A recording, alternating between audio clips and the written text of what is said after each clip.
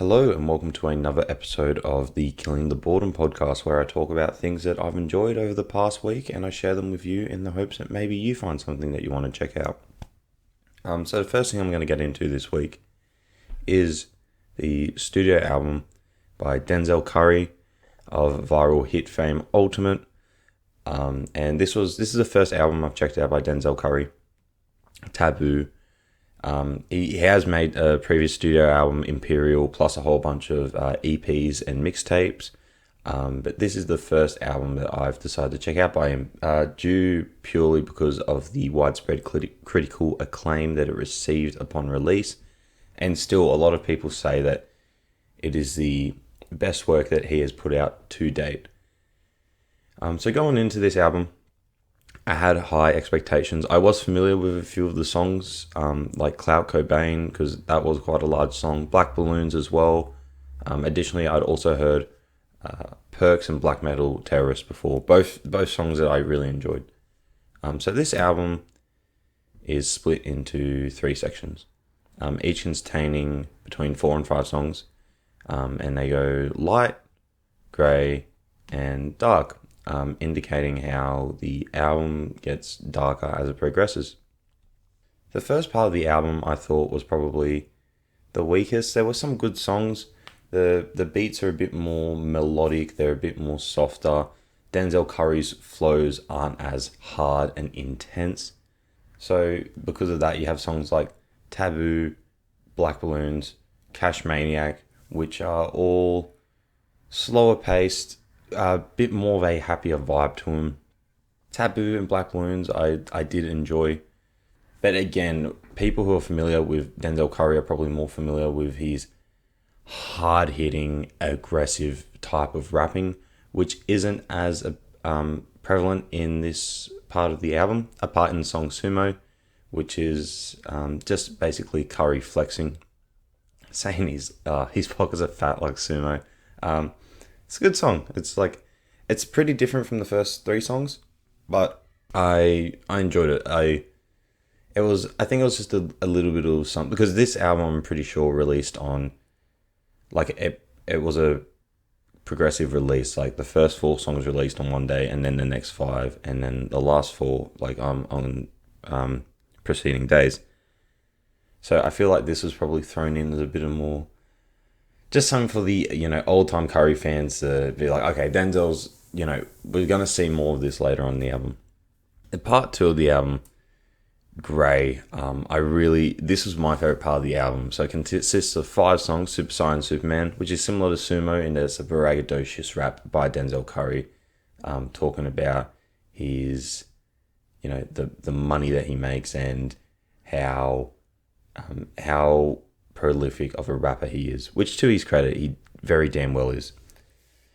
We'll switch it up, and Mad I Got It. We start to see more of the darker themes of Taboo start to materialize. Denzel Curry starts to talk about the paranoia that has come from the success that he has procured over his career, which is, so that comes off the back of Sumo and Super Saiyan Superman, where he is bragging, and Switch It Up is still a very braggadocious song. But incorporated into it, he talks about how he can't tell who his real friends are. He's got paranoia over whether, people like him for who he is, whether they know, Denzel Curry, or they know the true Denzel. I liked it, and I think it was also talking about, my interpretation of it was talking about how Denzel had to, I guess, he had to switch it up to make it as far as he had to. He talks about these opposites in the hook of the song between nice and mean, or, lost or in the lead. So it's kind of talking about, despite, maybe Denzel Curry being, he's lost in this life, he has had to put on a front to, well, not exactly a front, but he has had to act in a braggadocious way. He has had to use bravado to be as successful as he has been. And this becomes more apparent in later songs, but for now, we'll just keep talking about Switch It Up. So Yeah, so I think that's also where the cover of the album, which I'm sure a lot of you are familiar with, it's a pretty great cover. It's Denzel Curry with wiping clown makeup or blood. I think it might have actually been on his face, and he's got clown makeup on. And I think that fits into the themes of this song about having to put on a mask essentially. And Denzel Curry not only talks about how he has had to put on like this mask of being ultimately confident and have full faith and little self-doubt. That's not the only front that's been put up in this album. So in later songs like Clout Cobain, The Blackest Balloon, he talks about clout chasers and how people fake to being his friend. I guess he also talks about that in Switch It Up and Mad I Got It. He talks about how people are fake to be his friend because he is successful and they want the clout. As I said, that's the main theme also of Clout Cobain. He's talking about clout chasers. So in the cover, the makeup, it's not only him who's wearing a mask. There's other people around him who are wearing masks. They're wearing different masks. So they're wearing masks of people who are pretending to be his friend, who are pretending to like him, to leech off his success. And he talks about that, the fear he has of that, or how that makes him anxious. He's paranoid about it in both Switch It Up and Mad I Got It. After those two songs, we come into Sirens. Sirens is probably it'd be in my top two songs of the album. I really enjoyed Sirens. Sirens is pretty different from the rest of the songs in the album. While it does incorporate, the way Denzel Curry feels, and how he feels that the current political climate of the United States, he's not really cared about as a black man, but he talks about in general the division of the United States and its leader at the time, Donald Trump, and how he's felt like it's divided everyone, and it's a very potent song. It's got a really cool feature by Jid. Billie Eilish has some uncredited vocals in this song over the hook. I thought she was really good, even though she's not in it that much, but like her vocals were a good contrast to the heavier, deeper tone of Denzel's voice. So I think that was a really good song, talking about the political division and just the current political climate of the United States at the time that the song was released. After that, we have the famous, probably the most famous song off the album, Clout Cobain, which, as I said before, Denzel's talking about clout chasers and just how, as well on top of that, his own mental state. And that concludes Act 2, the grey stage of the album. And in the final four songs, we have the dark stage. Kicking off with The Blackest Balloon. This is another one of the best songs on the album. This top three, I think this is my third favourite. It's behind Sirens and a song that I'll come to in a little bit. So kicking off the dark section of the album is The Blackest Balloon, in which Denzel Curry talks about how his life feels like a horror movie, while also, he touches on his own personal demons, I guess, which is the blackest balloon, right? Because in the second track of the entire album, Black Balloons are kind of a metaphor for our own personal demons, or things that we can't get rid of. They just follow us around everywhere. So the blackest balloon for him, he talks about his deceased brother calling out to him, as well as other stuff. Mixed in it is a bit of braggadocio, and also a bit of, he talks a little bit about the current state of the music industry, which, as I said, he's already talked about in, like Clout Cobain, where he's talking about clout chasers, but which he also talks about in the next song, Perks, where he talks about the current state of a lot of hip-hop artists engaging in risky drug behavior, which is, like, he's as being a young guy coming up in the rap game, we've seen a lot of very talented hip hop artists die from drug use over the past couple of years. Two that come to mind immediately are Lil Peep and Mac Miller. And yeah, so that's Perks is kind of his take on that. I really like Perks. It's got a cool little beat. Yeah, Vengeance I wasn't a big fan of. But the next song, the close of the album, Black Metal Terrorist, this song was like, holy fuck, was this song so good, man. So this is, it's the last song of the dark section, obviously. It is incredibly chaotic. The beat, it starts off with this nice melodic little intro, which I'm like, okay, it's kind of nice. And then the beat just breaks down, incredibly loud, piercing, these loud piercing synths. Denzel Curry just absolutely kills it with his energy. Black Metal Terrorist is this alter ego of Denzel, full of bravado and confidence, and he's talking about how he's going to come for all these other rappers. He's going to destroy the game, and it is so good. The rhyme scheme is like awesome. The flow is awesome. This is my favorite track on the entire album. I thought it was just, the energy is immense, and this was the first song that I'd heard off the album, and that's what initially got me interested in it. Granted, I'd heard the song a little bit ago, but when I heard it, I'm like, okay, I put it down that I need to check out Taboo. I'm only coming around to it now, and I'm glad I did. I really enjoyed this album. I'd give it like maybe an 8 out of 10, the album as a whole. I thought like there was something like Vengeance I didn't like that much, and Cash Maniac I didn't like that much, but none of the other songs are a skip. Like, as I said, Black Metal Terrorist and Sirens are both fantastic songs, as is The Blackest Balloon. Switch it up.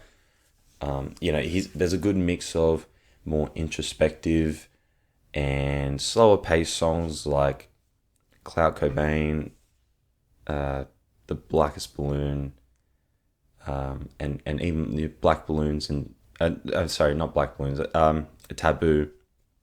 But then there's also the braggadocious, energetic stuff like Black Metal Terrorist, Super Saiyan Superman, Sumo. So yeah, I really enjoyed this album. I think if you want to, what's so great about Denzel Curry and what I really enjoy about him is he has so much energy, and he clearly has so much passion for the music that he's creating. Like, so if you've ever seen, his 2018 performance at Woo-Ha is dead set one of the most energetic performances I've ever seen. It was maybe the first concert I had ever seen a video of on YouTube that I was actually jealous I hadn't gone to. The only time I've ever felt like that before was probably looking at like Kanye West concerts, like Yeezus concerts, which is like obviously like fucking goated. But like the energy at this Woo-Ha, man, check it out and skip to when Black Metal Terrorist is at the very end. The energy is immense. And he brings that energy in all of his songs. He has a certain presence, and that's so impressive for a guy that's as young as he is. Like, Denzel Curry is only 25. It seems like he's been around for a long time. Like, I remember when like Ultimate came out. Like, when Ultimate came out, he would have been like 21, 20. He would have been like so young. And he's been releasing records, he's released a record each of the past 3 years. It feels like he has been around for a while, and because of that, it feels like there's already it feels like he's kind of already sort of prolific, even though he will claim that he's underappreciated, as he does in the album, but as he has also done so in like Twitter, on Twitter. But he's very much he's a name now. He's a big name. And because of that, when you hear him bring energy to a song, I guess you can kind of believe it. Like, when he's talking about how good he is, you can believe it, because he's been around for so long and he's released a lot of really good stuff. So, I mean, yeah. But anyway, to bring that back to the Woo-Ha concert. So, check that out. Check out the last like 5 minutes of it for Black Metal Terrorist. Check out his performance of Ultimate. Like, the energy there is unreal. But it's that same energy that he brings to his albums. And you can tell that he is truly, truly very passionate about his craft. And I think it's that energy that really brings to life a lot of these songs. There's not a lot of features on this. The production's really cool. I enjoyed how the production went from more airy, sort of light melodic, using a lot of like melodies and stuff in the earlier parts of the album, and then as it got darker, the production felt a bit more like darker and got a bit more chaotic, especially towards the end. It's hard to explain, but a lot of the production sounds like similar in a way. Like it's like obviously you want a production on an album to be cohesive, to fit a certain aesthetic. But I don't know, it's like all the synths on this thing sounded like they were all iterations of each other, or like slightly different synths versions of each other, or just arranged in different ways. It's hard to explain. I think you get it if you listen to the album. Like, if I just listen to a random 15 seconds of each song, I would probably, had I never listened to any of these songs before, I'd probably say that they all sound very similar. Like, at least the background production all sounds very similar. Yeah, I don't really have much else to say about this album. I thought it was really good.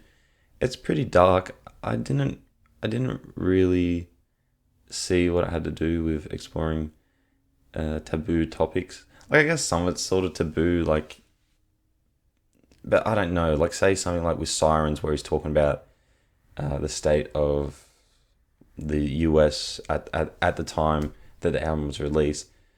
I mean, I don't think what he was saying was unpopular, really, and I don't think it was particularly taboo to speak about politics. Similarly, with like clout chasers and, drug use in the music industry, I don't think any of that stuff is particularly taboo. It's stuff that should be talked about. I think the way Denzel Curry tackled it was particularly effective. He tackled it really well. But taboo, I'm not sure. I could just be missing something. Obviously. But yeah, this album's awesome. I'm hoping within the next week I'll check out both Zoo and Unlocked, because they're both pretty short projects. Speaking of the length, I liked how every song on this album was very brief.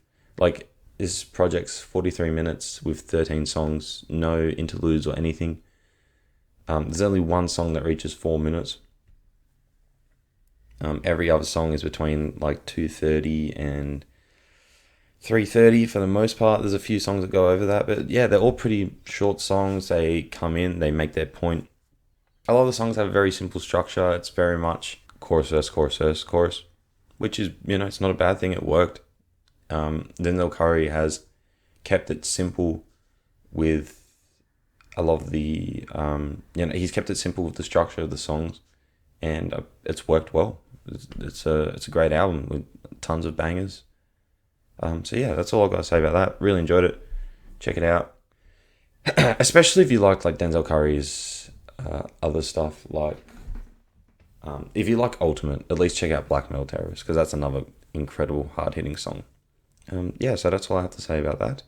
So yeah, moving on, I'm going to talk about now the Netflix original documentary, Icarus. I must be the last person on the face of the planet to watch this documentary, but I'm going to talk about it anyway. So Icarus is made by Bryan Fogel, who I saw on the Joe Rogan Experience a couple of weeks ago talk about his newest documentary, The Distant, which I really want to check out, but unfortunately I can't in Australia at the moment. But they were also talking about his previous documentary, Icarus, and I'd seen it on my recommended for a little bit. I'm like, I don't know, not really interested. I don't really care that much about the Olympics. But do not go into this thinking that, because it's not really about the Olympics. It's about so much more. Initially, it's about Bryan Fogel, the filmmaker, is trying to prove that the way that they test for doping is, it doesn't work. And I think he got inspired by this. He talks about Lance Armstrong and how all his test samples, came clean after hundreds and hundreds of times of being tested. So he wanted to show that the testing system was essentially a fraud. It was shit, essentially. So he was gonna do 2 races, one where he's not doped, and then a year later where he's doped, and he was gonna try and get through it without being caught, by testing facilities. So it starts off with that, and he gets the help of this guy in Russia who runs the testing labs in Russia, Grigory Rodchenkov. And they're doing this experiment, and that takes up about the first 30 minutes of the documentary. And then in the middle of it all came out the Russian doping scandal at the Olympics. So it's incredible, first of all, that happened while they were filming the documentary. Just the pure chance of that happening is like unreal. So this documentary starts off, as I said, exploring. It's trying to show that the doping system is a scam through getting help from a world professional at cheating the system. But as it's happening, this massive scandal happens, who Grigory Rodchenkov happens to be in the middle of. And so it transitions from this story about cheating to this massive conspiracy and about how Russia has been cheating in the Olympic Games and other sports probably for years and years and years. And I thought it was great. It had a real, obviously with a documentary you can't just explore a subject matter. You need to have a story. You need to have an emotional core. Grigory Rodchenkov for me was the emotional core of this movie, because he's the scapegoat for Russia, and they he fears for his life. He fears for his life while he's over there, and he has to leave, and he has to get Bryan Fogel, the maker of the film, to get tickets for him, to escape the country, like buy plane tickets for him. And it's tense. I think if you haven't watched this movie because you don't really care about the Olympics, watch it anyway, because the first 30 minutes of the movie are kind of maybe won't be your cup of tea, but then it just suddenly turns into something way different. It's tense, it's conspiracy, it's suspenseful, because you genuinely fear for this guy's life and this guy's freedom. And yeah, I think watch it. I don't have much else to say about it. I think a lot of people have watched it anyway, or you at least know one person who's watched it. But yeah, go ahead. It's a really good documentary. I enjoyed it. Pretty easy to understand. I think it's really good. I can't wait to watch The Dissident, but it doesn't look like it's out in Australia at the moment, unfortunately. Which is really annoying, because the streaming services wanted to pick it up. But hopefully it gets released here soon, and I'll watch it, and I'll talk about it here probably. So finally, the last thing I would like to talk about today is the first season of a TV show which I had been putting off because it didn't really interest me, The Expanse. So The Expanse is this sci-fi TV show set in our solar system about, it's set 300 years in the future, where people have migrated from Earth to Mars and created their own independent military colony, and also to the outer solar system asteroid belt to mine for water, because there's tons of ice on asteroids, and to mine for ice to supply water to Mars and Earth. But Mars and Earth, there's a lot of tension within the solar system. There's a kind of a cold war going on between Mars and Earth, and on top of that, the Belters are almost like they're pretty much slaves to the Martians and to Earth's people, because they need to mine for all these resources, but they're in terrible living conditions because they're in low G, so their bones haven't formed properly. They're not getting good air because it's all vented. There's no air on the the belt, the asteroid belt. So that's the setting of it, and then we follow three separate stories. We follow the story of I think it's the second in charge of the UN. And the UN runs Earth. That's basically their political system, is the United Nations. The second story is that of a crew of a ice hauler so like a ship that collects ice and transports it from Earth to the belt or vice versa. And then the third story is of a detective trying to investigate this murder. He's kind of just given a job that doesn't really matter, and they're just like, can you solve this for us, for one of our clients? And I think this show starts slow. I'm not very good at selling this show because I was trying to tell a friend about it, and he's like, "So is the writing good?" I'm like, "Not particularly." It's a little. There's some cringy moments. There's some cliches. And he's like, "All right, CGI good?" I'm like, "No, not really. CGI is okay. Some points the CGI is pretty good, but then some points it's not great." He's like, "So what's good about it? Is the acting good?" I'm like, "Yeah, I guess the acting's okay. There's nothing that blew me away about it. But it's just a fun show. It's just really fun. Because there's a whole conspiracy unraveling within the solar system. And it's really interesting. I really enjoyed the way it unraveled. And the lore of the universe is very, very fucking cool. Like, I found that so interesting how I've never seen it done like this, where usually with a sci-fi television show, it's about Earth versus aliens, if it's Earth versus Mars, it's Martian aliens or whatever. I thought it was interesting that it's humans all that have grown up in different areas of the solar system due to resources and political tensions, and I thought that it brought like the lore and the world building really bring the show to life. They really add a lot of depth to the show, a lot of believability to the characters, even if the writing isn't great. The writing does improve. I felt like the first few episodes, when it's sort of unraveling, you're kind of like, I don't really know what's going on here. And I felt like this show was also a little bit confusing. I think that maybe it's easier because it's based on a book series. So maybe people who've read the book series might enjoy it more. Maybe they'll enjoy it less. Who knows? I haven't read the books. But maybe they can understand what's going on a bit better. Because I did find stuff a bit confusing, especially with the investigation of the girl who had gone missing. It was a lot of goes from point A to point B to point C, and it was just a lot of, like a wild goose chase, which I don't like in movies or TV shows. I feel like it's a bit pointless and it's just filler to make up the runtime.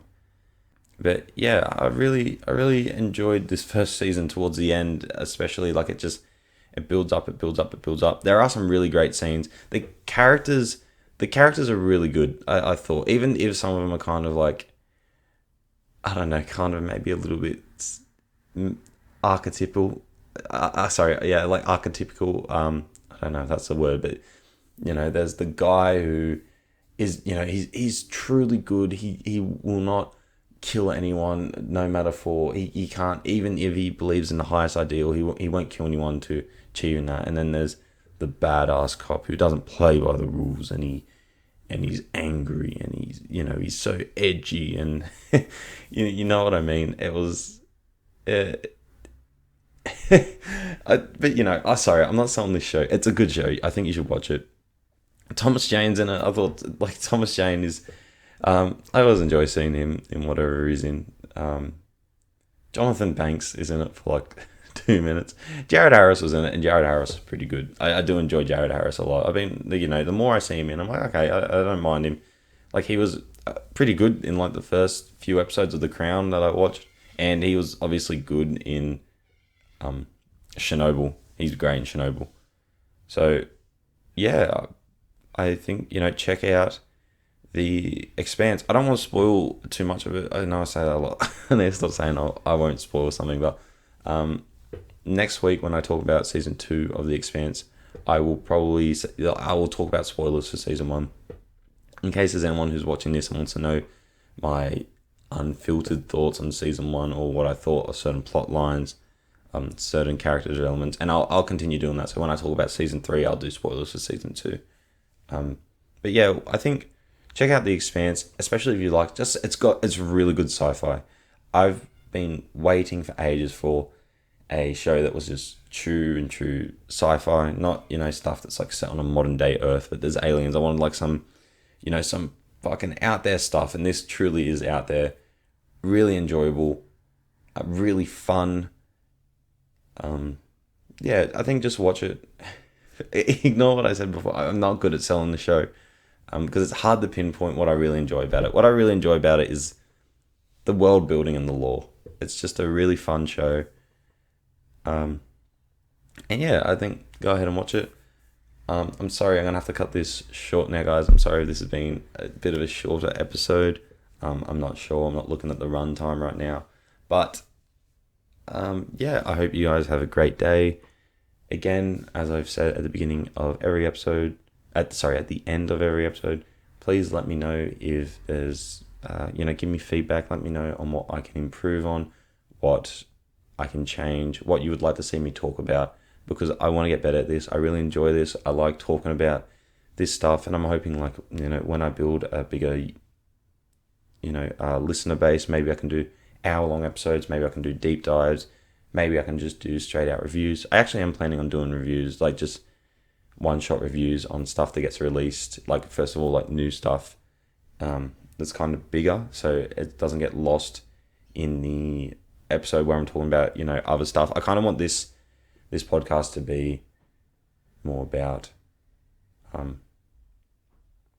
like just random things I checked out over the week, but new things I'll probably do an individual review for. But we'll see. Just going to take it one day at a time.